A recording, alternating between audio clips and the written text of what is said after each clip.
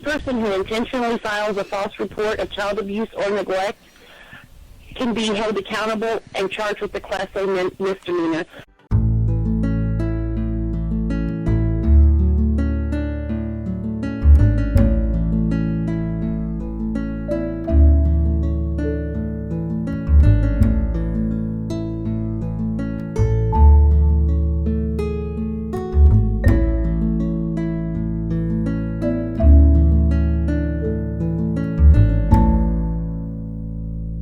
Still on the line. She had another question, Cynthia. Emily, you still there? I'm here. You tell me when I'm ready to go. Go. All right. This is what I have and everything I'm telling you can be backed. Under the Missouri statute, Chapter 10, Section 210-165, of any person who intentionally files a false report of child abuse or neglect can be held accountable and charged with the Class A misdemeanor. I have several things where the court was in full support and consent of my husband and I taking guardianship in September 6, 2019. I have a document where they're fully supporting it. October the 3rd, this was right after they moved the children, they took the support away, claiming that I only wanted guardianship of my granddaughter. Siblings have to stay together, so they removed both children because I only wanted one. I've never said I did not want this child. They came back in May 6th of 2020. Phelps County Children's Division said that they removed the child and the children because of verbal abuse towards my foster son. Is that grounds for, this is my question, is that grounds for going into the prosecuting attorney's office and saying this is a false report of child abuse and I can prove it? Well, if you were in California, it would be grounds. I don't know what it's, like in your state, in Michigan, but I'd seek the advice of an attorney or just go in and, ask the police if this is grounds, for a criminal prosecution. Okay. I'm finding, and please tell me if other families are dealing with this, especially in a small town. I did approach my attorney. I have been out thousands and thousands of dollars on an attorney. They don't want to go that method because they have to go and work with these people after my case is long gone and done with. Mm-hmm. And she told me that's something I would have to do on my own. So you helped me. You gave me the answer, and I'm going to. Does this raise red flags with Children's Division? I've been hung up on. I tried to call Children's Division. They said I don't have time for this and hung up on me. We are talking, and I know a lot of families can understand too. We're talking about a lifetime. A lifetime. Children have the moral right to be with their families. If their parents can't take care of them properly, they have families that can and will step up. Yeah, I agree with you. Fighting for. I agree with you 100%, 110%. And I find it puzzling why a lot of social workers on cases that I'm involved with don't want to give the relatives the child. I don't understand it. And then when they write, they write reports to the court, and it's just really general a lot of times about why grandma can't have the kid. I don't know why. Sometimes I think, and this is just my mind going, roaming, that the social worker says they don't want to give the kid to grandma because there's some issue between the social worker and the mother. Some personality, thing that went on, and, all of a sudden the social worker finds a lot of reasons to keep the child away from the grandmother. And it's just unfortunate because whatever's going on between the social worker and the mother has nothing to do with the child. The only person that's hurt is the child. And a lot of times, and this is, I find this, a lot of people call me with this issue. Kid gets placed in foster care, and then you know what sometimes happens? The kid gets abused by the foster parent or by another foster child. All because, Yes, oh God, you have just sparked something in me, sir. Just recently, here in Phelps County, Dent County, Missouri, Salem, a child that was adopted out of the foster care system was starved to death and died. Those parents are being charged and going to jail. Right. There's a case here in California. I think it was in Kern County or somewhere in north of Los Angeles, where the foster parents adopted, one or two children, and now, I think I heard something recently, the kids had disappeared and had, nobody knew where they were. These were little kids too, and, he was speculating that, maybe the foster parents did something to the kids, I don't know.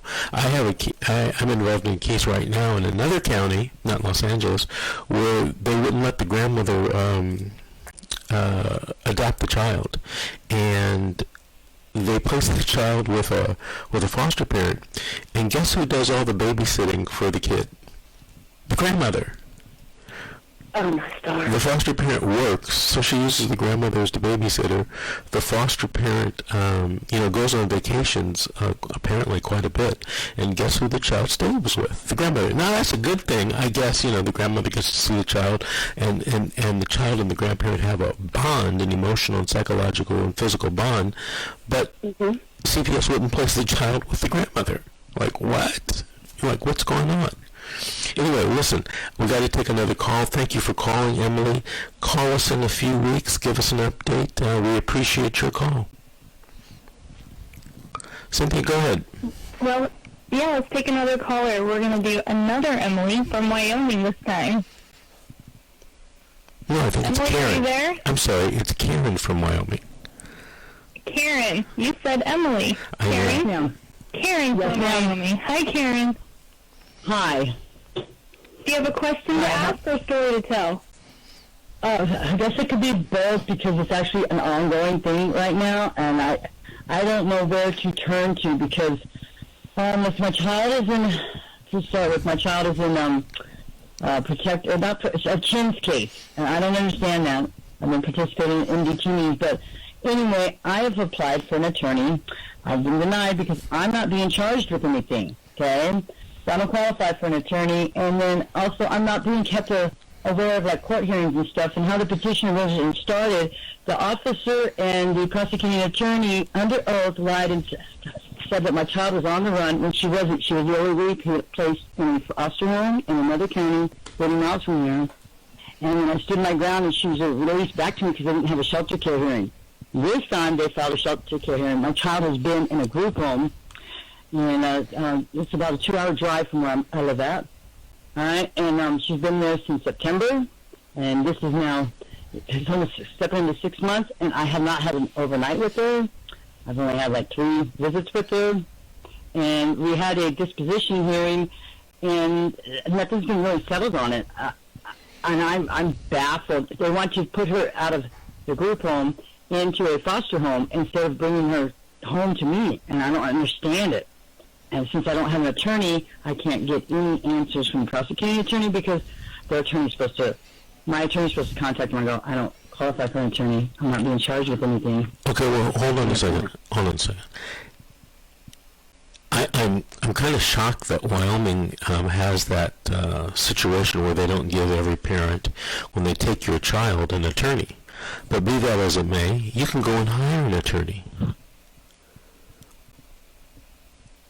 True. I don't know one here. I mean, the nearest, there's only 3,000 people to the town that I live in. Okay, but this is what I want you to do. Okay. Okay. I'm a graduate of the Jerry Spence Trial Lawyers College, and Jerry's office is based in Jackson Hole, okay, Wyoming, and they got a lot of sharp attorneys at that law firm. Okay, and sometimes they're able to do pro bono work. All right, okay. Or they can send you to an attorney who can do something on a pro bono basis. I want you to call the Jerry Spence Law Firm in Jackson Hole, Wyoming, and tell them that you need help. Tell them, they won't remember me, I'm sure, but tell them Vince Davis, a graduate of the college, referred you to them, and hopefully they can help you, or they can send you to someone that can help you. Okay? Okay. Okay. All right, Karen? All right. I guess I'll start there. Yeah. Okay. Jerry Spence Law Firm, or law offices of Jerry Spence, or whatever it's called these days. It's the Spence Law Firm, and it's in Jackson Hole, Wyoming. Okay? So if you mention Jerry Spence in Jackson Hole, everyone will know who you're talking about. Okay? Yeah, it's like a 4-hour drive from here. I think we just call Karen.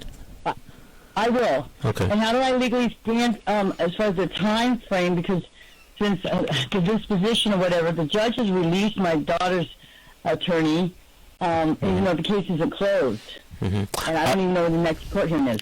I can't give you any information on that because I'm not a Wyoming lawyer. I'm only licensed in California. But you need to talk to an attorney. And I've told you something that I've suggested something that you should do, and you should do that maybe Monday morning, first thing at 9 o'clock. Absolutely, I will. Thank you so much. Thank you, Karen. I appreciate you listening. I appreciate you calling. Give us an update in 3 weeks. Tell me if the Spence Law Firm was able to do anything for you or send you to anyone, and we'll talk to you then. Okay, this is The Secret, How to Fight Child Protective Services and Win. We have to take another break, but we'll be back with more calls, more questions, and more stories.